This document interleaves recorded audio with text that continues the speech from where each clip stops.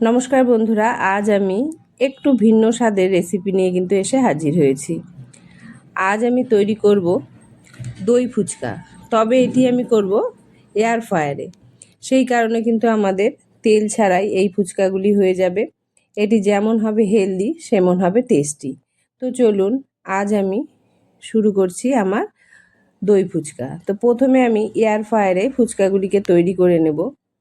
এখানে শুধু কিন্তু আমরা ফুচকাগুলি যে আছে তাতে তেল ব্রাশ করে নেব, তারপর এয়ার ফ্রায়ারে দিয়ে মিনিট 4 মতো রেখে দিলেই কিন্তু এগুলো খুব সুন্দর ফুলে ওঠে। এবার আমি একটি ফুচকার মশলা তৈরি করে নেব। দই ফুচকার জন্য প্রথমে আমি প্যানে দিয়ে দেব শুকনো লঙ্কা, তার সাথে দিয়ে দেব বেশ অনেকটা পরিমাণে মৌরি, তার সাথে দিয়ে দেব ধনে, অল্প পরিমাণে মেথিটা একদম অল্প দেবেন, না হলে কিন্তু মেথিটার জন্য মশলাটা তিতে হয়ে যেতে পারে। তাছাড়া দেব সাদা জিরে ও অল্প জোয়ান। এগুলিকে আমরা খুব ভালো করে গরম করে নিয়ে, যাতে সব কিছুই সমানভাবে গরম হয়, নাড়াচাড়া করে সুন্দর করে নিয়ে পেস্ট করে নিলেই কিন্তু আমাদের মশলাটা তৈরি হয়ে যাবে। এছাড়া এখানে আমার লাগবে একটি তেঁতুলের চাটনি, সেটা আমি ঘরেই তৈরি করে নেব। প্রথমে আমি তেঁতুলগুলিকে বেশ সুন্দর ভিজিয়ে রেখে তার কাঠগুলোকে ছেঁকে বের করে নেব। এবার একটি কড়াইয়ে একদম নামমাত্র তেল দিয়ে তাতে দিয়ে দেব একটি শুকনো লঙ্কা ও অল্প মৌরি সস।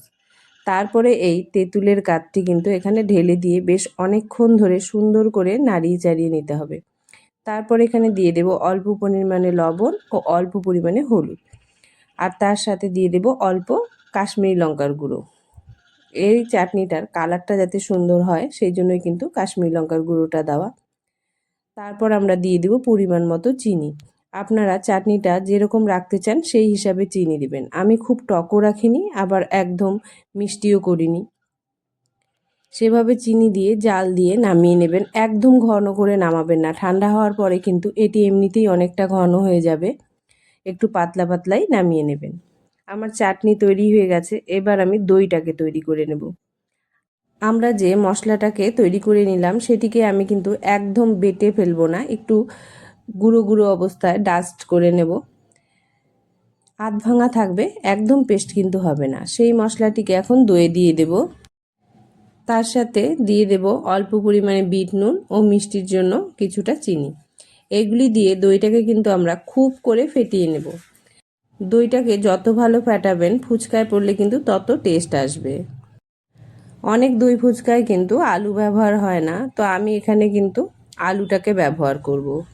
তো আমি আলুগুলিকে প্রথমে সিদ্ধ করে নিয়ে ম্যাশ করে নিয়েছি। আমি একদম কিন্তু আলুগুলিকে একদম চেটকে নেব না, আলুগুলি একটু দানা দানা থাকবে। তাতে দিয়ে দিব লঙ্কা, লবণ আর বেশ কিছুটা দিয়ে দেব সেদ্ধ ছোলা।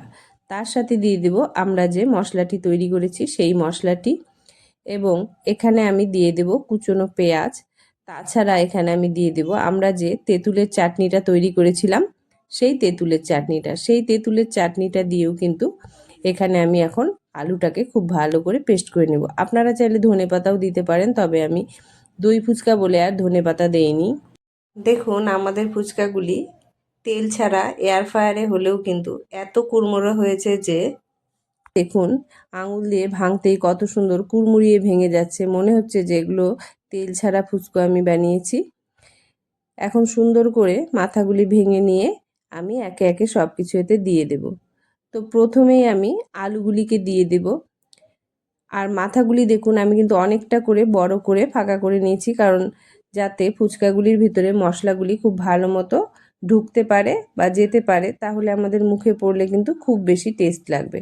আর যদি কম কম সব কিছু ঢোকে তাহলে কিন্তু স্বাদটাও কম আসবে। তো আমি বড় বড় করেই মাথাগুলি কিন্তু ফেলে দেইনি, ওই ফুচকার ভিতরেই দিয়ে দিয়েছি।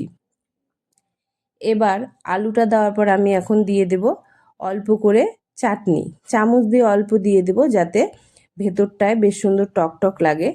চামচ দিয়ে অল্প করে দিয়ে নিয়ে পরে কিন্তু আমি ফুচকার গায়েও বেশ সুন্দর ভরিয়ে দেব এই চাটনিটি। ওপর দিয়ে দেওয়াতে ওর গাগুলোতেও কিন্তু পড়ে গেল, আমাদের মুখে ভেতরে এবং গায়ে খুব সুন্দর লাগবে। এবার আমি এখানে দিয়ে দিব কিছু বাদাম, বেশ কিছুটা করে প্রতিটি ফুচকাতেই আমি বাদাম দিয়ে এবার এতে দিয়ে দেব অল্প করে দই। দইটা কিন্তু আমরা পরে আবার ব্যবহার করব, তাই এবার আমি অল্প করেই দিয়ে নিলাম। এবার দইটা দিয়ে নিয়ে আমরা এখানে দিয়ে দেব টমেটো কেচাপ। টমেটো কেচাপটা দেওয়া হয়ে গেলে আমাদের কিন্তু এবার দিয়ে দিতে হবে ঝুরি ভাজা। আমি এখানে বেশ মোটা মোটা দানার ঝুরি ভাজাগুলি নিয়েছি। এটা কিন্তু ফুচকায় খেতে খুব ভালো লাগে, কারণ কামড়ে বেশ সুন্দর পড়ে, আর একদম ঝুরিগুলো কিন্তু মুখে অতটা লাগে না কামড়ের সাথে, তাই আমি একটু মোটা দানার ঝুরিটাই নিয়েছি। বেশ আমি অনেকটা করেই ঝুরি ভাজাগুলো দিয়ে দিলাম। ঝুরি ভাজাগুলি দেওয়া হয়ে গেলে আমি কিন্তু উপর থেকে আবার আমরা যে টক দইটা তৈরি করে নিয়েছি সেই দইটা এবার দিয়ে দেব। দই ফুচকায় যদি দই না থাকে তবে কি স্বাদ লাগবে বলুন? দেখুন আমরা ঘরেই কত সুন্দর দই ফুচকা তৈরি করে নিলাম, তাও আবার তেল ছাড়া। এটি এত পরিমাণে হেলদি, আবার টেস্টের দিকেও কিন্তু খুবই স্বাদ হবে। তো বাড়ির বয়স্ক থেকে বাচ্চা সকলকেই কিন্তু আপনি নির্দ্বিধায় এটি খাওয়াতে পারবেন। আমার ভিডিওটি যদি ভালো লাগে তবে অবশ্যই একটি লাইক ও সাবস্ক্রাইব করে দেবেন ও কমেন্ট করে জানাবেন আপনাদের কীরকম লাগলো এই দই ফুচকা।